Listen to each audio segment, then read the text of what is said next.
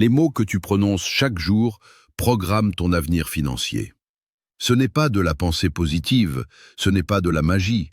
C'est une loi que les Juifs comprennent depuis 3000 ans et que la science moderne commence à peine à découvrir. Chaque phrase que tu répètes devient une croyance. Chaque croyance devient un comportement.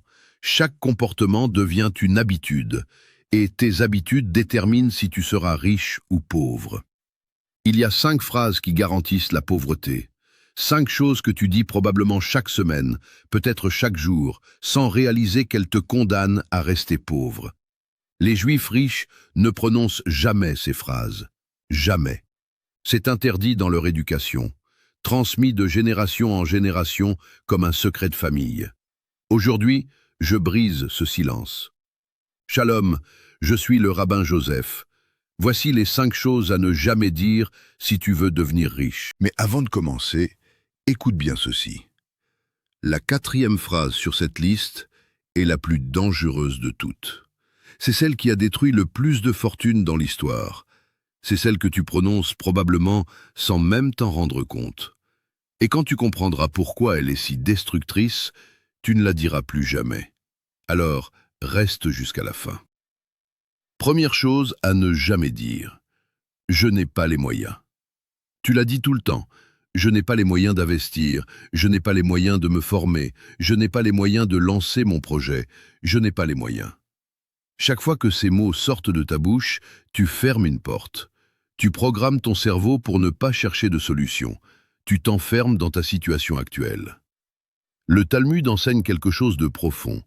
La langue a le pouvoir de la vie et de la mort. Ce que tu prononces, tu le crées. Les Juifs riches ne disent jamais « je n'ai pas les moyens ». À la place, ils posent une question « comment puis-je me le permettre ?» La différence semble subtile, mais elle change tout. « Je n'ai pas les moyens » est une déclaration. Elle ferme ton cerveau, elle arrête toute réflexion. C'est fini, terminé, impossible. « Comment puis-je me le permettre » est une question. Elle ouvre ton cerveau, elle le force à chercher des solutions, des opportunités, des moyens créatifs. Laisse-moi te raconter une histoire vraie. 2 jeunes hommes, 25 ans tous les deux, voient une opportunité d'investissement immobilier. Un petit appartement à 100 000 € qui pourra générer des revenus locatifs. Le premier dit « Je n'ai pas les moyens. Il n'a que 5 000 € d'économie. Pour lui, c'est impossible. Il passe à autre chose et oublie cette opportunité. » Le deuxième, élevé dans une famille juive, refuse de dire cette phrase. Il demande « Comment puis-je me le permettre ?» Cette simple question déclenche une réflexion. Il cherche des solutions. Il découvre qu'il peut trouver un associé. Il apprend qu'il existe des prêts pour les investisseurs. Il négocie avec le vendeur un paiement échelonné. 6 mois plus tard, il est propriétaire de cet appartement. Pas parce qu'il avait plus d'argent que le premier, parce qu'il a posé une meilleure question. 10 ans plus tard, le premier jeune homme est toujours locataire, toujours à dire « je n'ai pas les moyens ».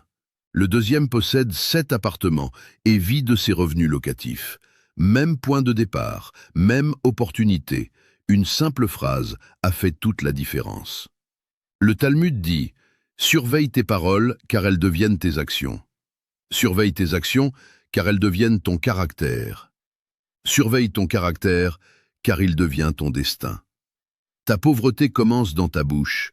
Avant d'être dans ton portefeuille, elle est dans tes mots. À partir d'aujourd'hui, chaque fois que tu te surprends à dire « je n'ai pas les moyens », arrête-toi, respire, et remplace par « comment puis-je me le permettre ?» Cette simple substitution peut changer ta vie financière. Deuxième chose à ne jamais dire, c'est trop cher. Tu entres dans un magasin, tu vois quelque chose qui t'intéresse, tu regardes le prix, et immédiatement tu dis « c'est trop cher ». Ou tu vois une formation qui pourrait changer ta carrière, c'est trop cher. Ou une opportunité d'affaires qui demande un investissement, c'est trop cher. Le Talmud avertit, celui qui juge le prix avant la valeur restera toujours pauvre. Les Juifs riches ne disent jamais « c'est trop cher ». Ils posent une question différente. Quelle est la valeur réelle de cette chose? C'est une distinction fondamentale. Les pauvres regardent le prix, les riches regardent la valeur. Laisse-moi t'expliquer avec un exemple concret. Une formation coûte 2000 €. Le pauvre dit « c'est trop cher » et il ne l'achète pas. Le juif riche demande « quelle est la valeur de cette formation ?» Si elle m'apprend des compétences qui me permettent de gagner 10 000 € de plus par an, alors elle n'est pas chère. Elle est incroyablement bon marché. Elle me rapporte 5 fois son prix chaque année. Le pauvre a économisé 2000 €. Le juif riche gagne 10 000 € de plus chaque année pour le reste de sa vie. Qui a fait la meilleure affaire? Il y a une histoire célèbre dans les communautés juives. Un jeune homme se plaignait à son père que tout était trop cher. Les bons quartiers étaient trop chers, les bonnes écoles étaient trop chères, les bons investissements étaient trop chers. Son père lui a dit « Mon fils, les choses ne sont jamais trop chères ou trop bon marché. Elles valent leur prix ou elles ne le valent pas. Ta tâche n'est pas de juger le prix, ta tâche est de comprendre la valeur. » Ce jeune homme a changé sa façon de penser ce jour-là. Il a arrêté de regarder les prix et a commencé à analyser les valeurs. Et il est devenu l'un des investisseurs les plus prospères de sa génération. Le Talmud enseigne « Le sage évalue, l'insensé réagit ». Quand tu dis « c'est trop cher », tu réagis au prix sans évaluer la valeur. Tu te comportes en insensé. À partir d'aujourd'hui, quand tu vois un prix qui te semble élevé, ne dis plus « c'est trop cher ». Demande-toi « quelle est la vraie valeur de cette chose? Qu'est-ce qu'elle peut m'apporter ? Quel est le retour sur investissement? Parfois la réponse sera « la valeur est inférieure au prix, je n'achète pas ». C'est une décision rationnelle. Mais parfois la réponse sera « la valeur est bien supérieure au prix, c'est une opportunité ». Et tu ne la manqueras pas à cause d'une réaction automatique. Troisième chose à ne jamais dire, l'argent ne fait pas le bonheur. C'est peut-être la phrase la plus toxique que la société t'a apprise. Et tu la répètes comme un perroquet sans jamais te demander si elle est vraie. L'argent ne fait pas le bonheur, comme si c'était une sagesse profonde, comme si c'était noble de le croire. Le Talmud dit quelque chose de très différent. La pauvreté dans la maison d'un homme est plus dure que 50 plaies. Tu as entendu? 50 plaies. Les sages juifs connaissaient la réalité de la pauvreté. Ils ne la romantisaient pas, ils ne la glorifiaient pas. Les Juifs riches ne prononcent jamais cette phrase, parce qu'ils savent d'où elle vient. Cette phrase a été inventée pour contrôler les masses, pour que les pauvres acceptent leurs conditions, pour qu'ils ne se battent pas pour améliorer leur vie, pour qu'ils restent à leur place. Réfléchis. Qui a intérêt à ce que tu crois que l'argent ne fait pas le bonheur? Ceux qui en ont. Parce que si tu crois ça, tu ne vas pas les concurrencer, tu vas rester docile, tu vas accepter. Laisse-moi te dire la vérité que les Juifs enseignent à leurs enfants. L'argent ne fait peut-être pas le bonheur directement, mais l'absence d'argent fait certainement le malheur.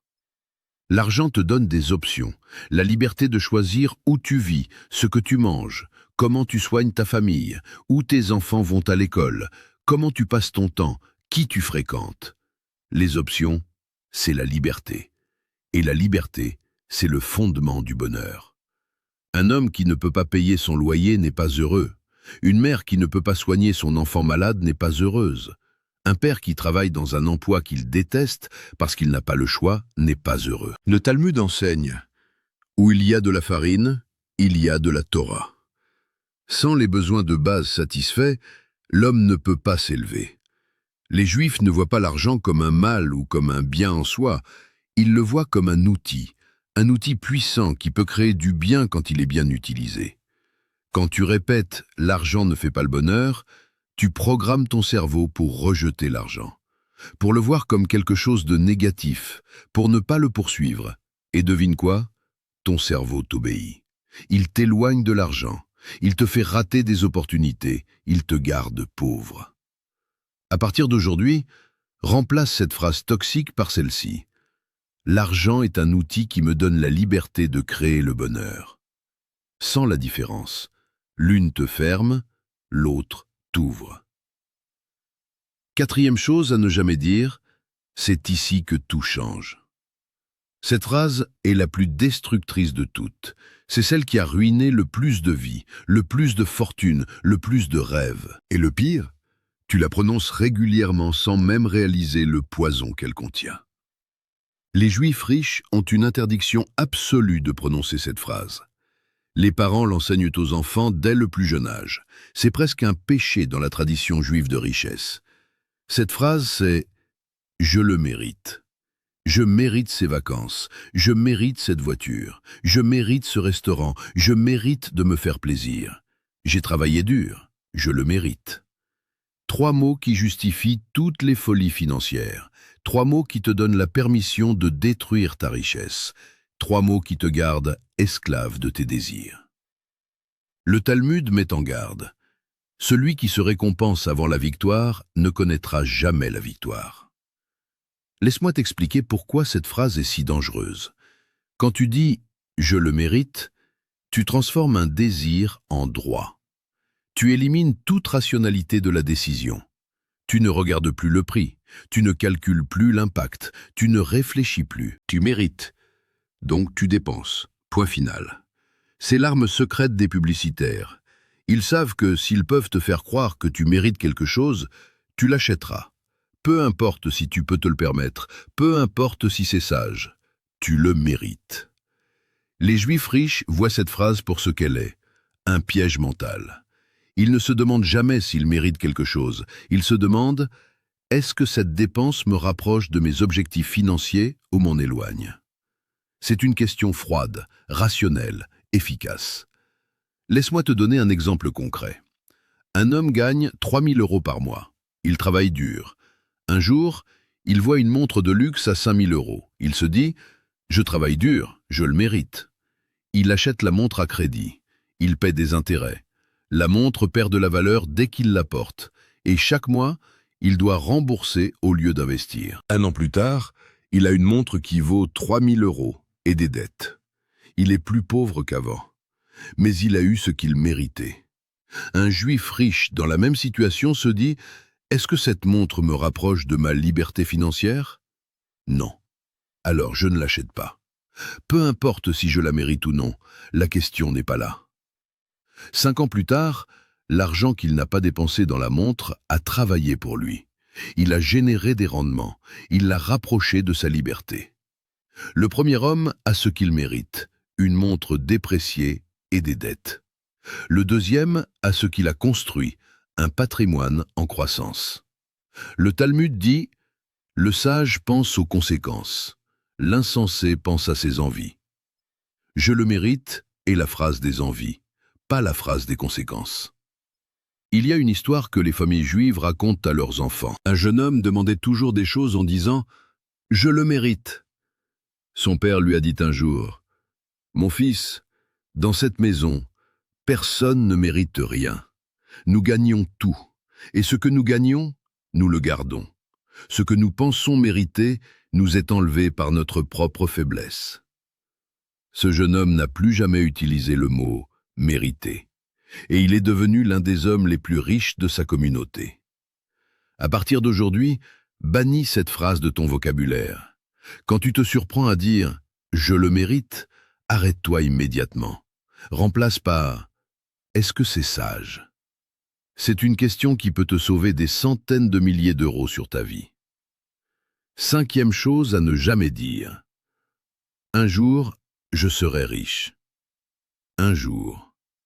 Ces 2 mots qui te permettent de rêver sans jamais agir.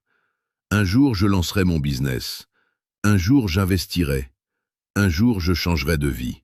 Un jour, je serai riche. Le Talmud pose une question qui résonne depuis 2000 ans. Si pas maintenant, quand?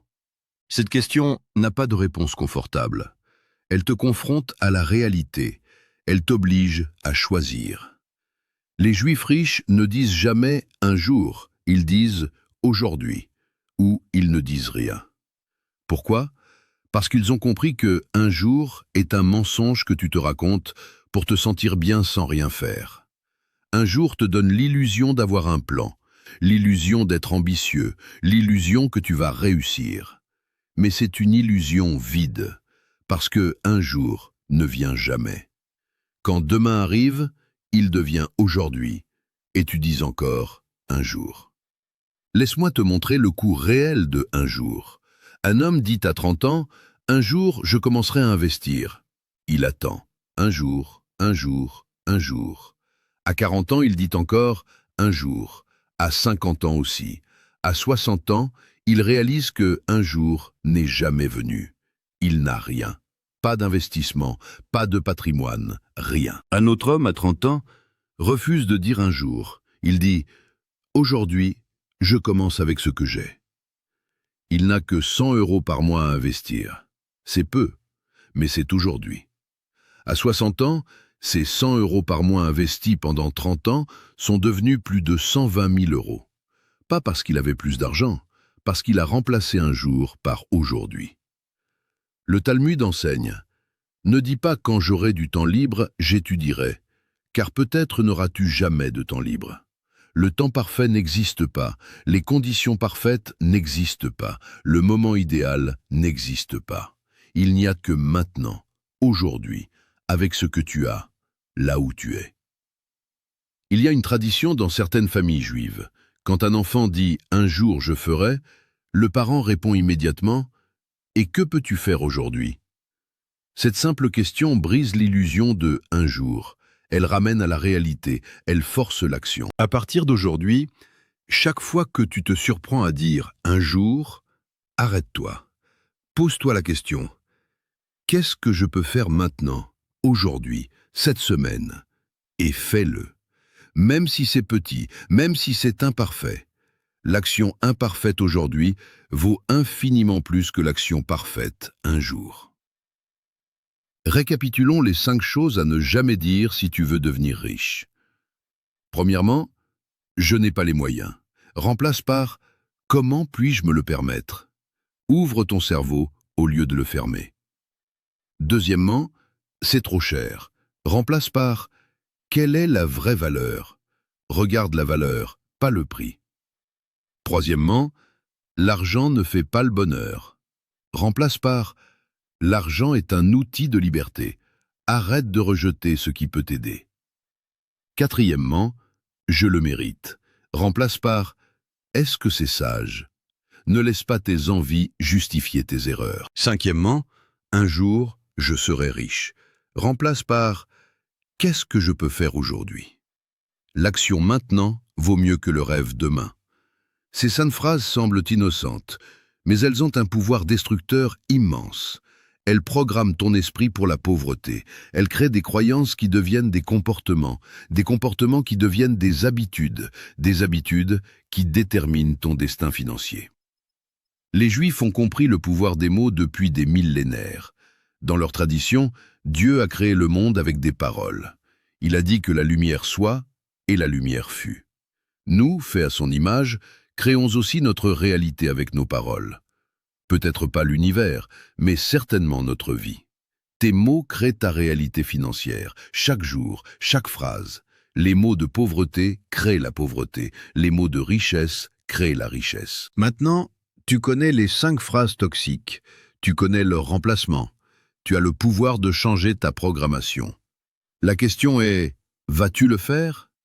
Tu peux fermer cette vidéo et continuer à parler comme avant, à dire que tu n'as pas les moyens, que c'est trop cher, que l'argent ne fait pas le bonheur, que tu mérites tes plaisirs, qu'un jour tu seras riche.